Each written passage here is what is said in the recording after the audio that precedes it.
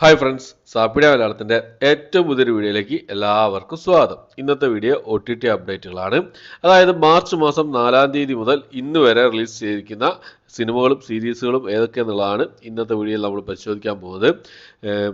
അതായത് ഇന്നത്തെ റിലീസും അതുകൂടാതെ കഴിഞ്ഞ ദിവസങ്ങളിലായിട്ട് കഴിഞ്ഞ ആഴ്ച റിലീസ് ചെയ്തിരിക്കുന്ന സിനിമകളും ഏതൊക്കെയെന്നുള്ളതാണ്. മാർച്ച് 4 മുതൽ മാർച്ച് 10-ാം തീയതി വരെ റിലീസ് ചെയ്തിരിക്കുന്ന സിനിമകളും സീരീസുകളും ഏതൊക്കെയാണെന്ന് നോക്കാം. ആദ്യം തന്നെ നമുക്ക് ഇന്ന് ഓൾറെഡി റിലീസ് ചെയ്തിരിക്കുന്ന സിനിമകൾ ആദ്യം തന്നെ നമുക്ക് നോക്കാം. അതിൽ ഒന്നാമത്തെ ഒരു തെലുങ്ക് മൂവിയാണ്, ഒരു കോമഡി ആക്ഷൻ വിഭാഗത്തിൽപ്പെട്ട ഒരു തെലുങ്ക് മൂവിയാണ്. നരകാസുര എന്നാണ് സിനിമയുടെ പേര് വരുന്നത്. ആമസോൺ പ്രൈമിൽ ആണ് ഈ ഒരു സിനിമ ഇപ്പോൾ മുതൽ അവൈലബിൾ ആയിട്ടുള്ളത്. അടുത്തൊരു മലയാള സിനിമയാണ്. ഇന്ദ്രജിത്തും ഭാമയൊക്കെ പ്രധാന വേഷം കൈകാര്യം ചെയ്ത കണ്ണീരിൻ്റെ മധുരം എന്ന് പറഞ്ഞ സിനിമ ഒരു പഴയ സിനിമയാണ്. യൂട്യൂബിൽ ഈ സിനിമ ഇന്ന് മുതൽ അവൈലബിൾ ആണ്. ഇതുപോലെ തന്നെ ഒരു മലയാള സിനിമയാണ് ഉന്മാദം എന്നാണ് സിനിമയുടെ പേര് വരുന്നത്. UNMADAM ഉന്മാദം എന്നാണ് സിനിമയുടെ പേര് വരുന്നത്. ഇപ്പോൾ ഐസ്ട്രീമിലാണ് ഈ ഒരു സിനിമ റിലീസ് ചെയ്തിട്ടുള്ളത്. ഓക്കെ, അപ്പോൾ ഈ 3 സിനിമകളാണ് ഇന്നിപ്പോൾ ഓൾറെഡി റിലീസ് ചെയ്തതായിട്ടുള്ളത്. ഇനി നമുക്ക് കഴിഞ്ഞ ആഴ്ചകൾ റിലീസ് ചെയ്ത സിനിമകളുടെ ലിസ്റ്റ് ഏതൊക്കെയാണെന്ന് നോക്കാം. അതിൽ ഒന്നാമത്തെ ഒരു തെലുങ്ക് ത്രില്ലർ വിഭാഗത്തിൽപ്പെടുന്ന സിനിമയാണ്. ബ്രീത്ത് എന്നാണ് സിനിമയുടെ പേര് വരുന്നത്. ആഹാ തെലുങ്ക് വഴിയാണ് ഈ ഒരു സിനിമ തെലുങ്ക് ഭാഷ മാത്രമായിട്ട് അവൈലബിൾ ആയിട്ടുള്ളത്. അടുത്തൊരു ഡ്രാമ വിഭാഗത്തിൽപ്പെടുന്ന സീരീസാണ്. ഹേർട്ട് ബീറ്റ് എന്നാണ് സീരീസിൻ്റെ പേര് വരുന്നത്. തമിഴ് സീരീസാണ്. തമിഴ് ഭാഷ കൂടാതെ തെലുങ്ക്, മലയാളം, കന്നഡ ഭാഷകളായിട്ട് ഡിസ്നി+ ഹോട്ട്സ്റ്റാറിലാണ് ഈ ഒരു സീരീസ് റിലീസ് ചെയ്തിട്ടുള്ളത്. അടുത്തൊരു ഫാന്റസി കോമഡി ഹൊറർ വിഭാഗത്തിൽപ്പെടുന്ന ഒരു തെലുങ്ക് മൂവിയാണ്. ഊര് പേര് ഭൈരവ കൊണ എന്നാണ് സിനിമയുടെ പേര് വരുന്നത്. ആമസോൺ പ്രൈമിലാണ് ഈ ഒരു തെലുങ്ക് മൂവി റിലീസ് ചെയ്തിട്ടുള്ളത്. അടുത്തൊരു അഡ്വഞ്ചർ ഫാന്റസി വിഭാഗത്തിൽപ്പെടുന്ന ഒരു ഇംഗ്ലീഷ് മൂവിയാണ്. ഡാംസൽ എന്നാണ് സിനിമയുടെ പേര് വരുന്നത്. ഇംഗ്ലീഷ് ഭാഷ കൂടാതെ തമിഴ്, തെലുങ്ക്, ഹിന്ദി ഭാഷകളായിട്ട് നെറ്റ്ഫ്ലിക്സിലാണ് ഈ ഒരു സിനിമ റിലീസ് ചെയ്തിട്ടുള്ളത്. അടുത്ത ഒരു കോമഡി ഡ്രാമ വിഭാഗത്തിൽപ്പെടുന്ന തമിഴ് മൂവിയാണ്. തൂക്കുതുരൈ എന്നാണ് സിനിമയുടെ പേര് വരുന്നത്. യോഗി ബാബു പ്രധാന വേഷം കൈകാര്യം ചെയ്ത സിനിമയാണ്. ആമസോൺ പ്രൈമിലാണ് ഈ ഒരു സിനിമ റിലീസ് ചെയ്തിട്ടുള്ളത്. അടുത്ത ഒരു ഡ്രാമ വിഭാഗത്തിൽപ്പെടുന്ന ഒരു സീരീസ് ആണ്. ഷോർട്ട് ടൈം എന്നാണ് സീരീസിന്റെ പേര് വരുന്നത്. ഹിന്ദി സീരീസ് ആണ്. ഹിന്ദി ഭാഷ കൂടാതെ തമിഴ്, തെലുങ്ക്, മലയാളം, കന്നഡ ഭാഷകളായിട്ട് ഡിസ്നി+ ഹോട്ട്സ്റ്റാറിലാണ് ഈ സീരീസ് റിലീസ് ചെയ്തിട്ടുള്ളത്. അടുത്തത് സൗണ്ട് പാർട്ടി എന്ന് പറഞ്ഞൊരു ഡ്രാമ വിഭാഗത്തിൽപ്പെടുന്ന ഒരു തെലുങ്ക് മൂവിയാണ്. ആഹാ തെലുങ്ക് വഴിയാണ് ഈ ഒരു സിനിമ റിലീസ് ചെയ്തിട്ടുള്ളത്. അടുത്തൊരു കോമഡി ഡ്രാമ വിഭാഗത്തിൽപ്പെടുന്ന ഒരു കന്നഡ മൂവിയാണ്. ഉപാധ്യക്ഷ എന്നാണ് സിനിമയുടെ പേര് വരുന്നത്. സൺനെക്സ്റ്റ് വഴിയാണ് ഈ ഒരു സിനിമ റിലീസ് ചെയ്തിട്ടുള്ളത്. മേരി ക്രിസ്മസ് എന്നാണ് അടുത്ത സിനിമയുടെ പേര് വരുന്നത്. ഡ്രാമ ത്രില്ലർ വിഭാഗത്തിൽപ്പെടുന്ന ഒരു ഹിന്ദിയിലും തമിഴിലായിട്ട് റിലീസ് ചെയ്ത സിനിമയാണ്. വിജയ് സേതുപതി അതുപോലെ തന്നെ കത്രീന കൈഫും പ്രധാന വേഷം കൈകാര്യം ചെയ്ത സിനിമയാണ്. നെറ്റ്ഫ്ലിക്സിലാണ് ഈ സിനിമ റിലീസ് ചെയ്തിട്ടുള്ളത്. അടുത്ത മലയാളത്തിലുള്ള ഡ്രാമ ത്രില്ലർ ക്രൈം ഇൻവെസ്റ്റിഗേഷൻ വിഭാഗത്തിൽപ്പെടുന്ന സിനിമയാണ് അന്വേഷിപ്പ് കണ്ടെത്തുക എന്ന സിനിമ. ടൊവിനോ തോമസ് പ്രധാന വേഷം കൈകാര്യം ചെയ്ത സിനിമയാണ്. മലയാളം ഭാഷ കൂടാതെ തമിഴ്, തെലുങ്ക്, ഹിന്ദി, കന്നഡ ഭാഷകളായിട്ട് നെറ്റ്ഫ്ലിക്സിലാണ് ഈ ഒരു സിനിമ റിലീസ് ചെയ്തിട്ടുള്ളത്.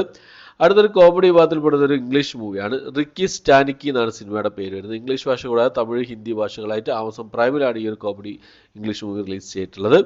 അടുത്തത് ഒരു സയൻസ് ഫിക്ഷൻ റൊമാൻറ്റിക് കോമഡി വിഭാഗത്തിൽപ്പെടുന്ന ഒരു ഇംഗ്ലീഷ് മൂവിയാണ്. പുവർ തിങ്സ് എന്നാണ് സിനിമയുടെ പേര് വരുന്നത്. ഇംഗ്ലീഷ് ഭാഷയിൽ ഈ ഒരു സിനിമ ഡിസ്നി+ ഹോട്ട്സ്റ്റാർ അതുപോലെ തന്നെ യൂട്യൂബിലും അവൈലബിൾ ആണ്. അടുത്ത ഡ്രാമ ത്രില്ലർ വിഭാഗത്തിൽപ്പെടുന്ന ഒരു മലയാള സിനിമയാണ്. റാണി എന്നാണ് സിനിമയുടെ പേര് വരുന്നത്. ഹണി റോസ്, ഭാവന, ഇന്ദ്രൻസ് എന്നിവരൊക്കെ പ്രധാന വേഷം കൈകാര്യം ചെയ്ത സിനിമയാണ്. മനോരമ മാക്സ് വഴിയാണ് ഈ ഒരു സിനിമ റിലീസ് ചെയ്തിട്ടുള്ളത്. അടുത്തത് ഒരു ഹൊറർ ത്രില്ലർ വിഭാഗത്തിൽപ്പെടുന്ന ഒരു തെലുങ്ക് മൂവിയാണ്. വലരി എന്നാണ് സിനിമയുടെ പേര് വരുന്നത്. ETV OTT പ്ലാറ്റ്ഫോമിലാണ് ഈ സിനിമ റിലീസ് ചെയ്തിട്ടുള്ളത്. അടുത്തൊരു സീരീസ് ആണ് മഹാറാണി എന്ന് പറഞ്ഞ സീരീസ്. ഡ്രാമ വിഭാഗത്തിൽപ്പെടുന്ന സീരീസ് ആണ്. ഈ ഒരു സീരീസിന്റെ 3ാമത്തെ സീസണാണ്. ഹിന്ദി സീരീസ് ആണ്. ഹിന്ദി ഭാഷ കൂടാതെ തമിഴ്, തെലുങ്ക്, മലയാളം, കന്നഡ ഭാഷകളായിട്ട് സോഡി ലിവിലാണ് ഹുമാ ഖുറേഷി പ്രധാന വേഷം കൈകാര്യം ചെയ്ത സീരീസ് റിലീസ് ചെയ്തിട്ടുള്ളത്. അടുത്തത് ഒരു ഇംഗ്ലീഷിലും പഞ്ചാബിയിലും റിലീസ് ചെയ്ത ഒരു സിനിമയാണ്. ഒരു ആക്ഷൻ ക്രൈം വിഭാഗത്തിൽപ്പെട്ട സിനിമയാണ് ജൂനിയർ എന്ന് പറഞ്ഞ സിനിമ. ആമസോൺ പ്രൈമിലാണ് ഈ സിനിമ റിലീസ് ചെയ്തിട്ടുള്ളത്. അടുത്തത് ബാച്ചിലർ പാർട്ടി എന്നൊരു കോമഡി വിഭാഗത്തിൽപ്പെടുന്ന സിനിമയാണ്. കന്നഡ മൂവിയാണ്. ആമസോൺ പ്രൈമിലാണ് ഈ സിനിമ റിലീസ് ചെയ്തിട്ടുള്ളത്. അടുത്തത് മലയാളത്തിലുള്ള ഒരു സിനിമയാണ്. കനി കുസൃതി പ്രധാന വേഷം കൈകാര്യം ചെയ്ത ഒരു 26ാമത് രാജ്യാന്തര ചലച്ചിത്രമേളയിൽ പ്രദർശിപ്പിച്ച സിനിമയാണ് നിഷിദ്ധ എന്ന് പറഞ്ഞ സിനിമ. മികച്ച നവാഗത സംവിധായകനുള്ള പുരസ്കാരമൊക്കെ നേടിയ സിനിമയാണ്. സീ സ്പേസ് എന്ന OTT പ്ലാറ്റ്ഫോം വഴിയാണ് ഈ സിനിമ റിലീസ് ചെയ്തിട്ടുള്ളത്. അതായത് പിന്നെ കേരള ഗവൺമെൻറ്റിൻ്റെ പുതിയ OTT പ്ലാറ്റ്ഫോമാണ്.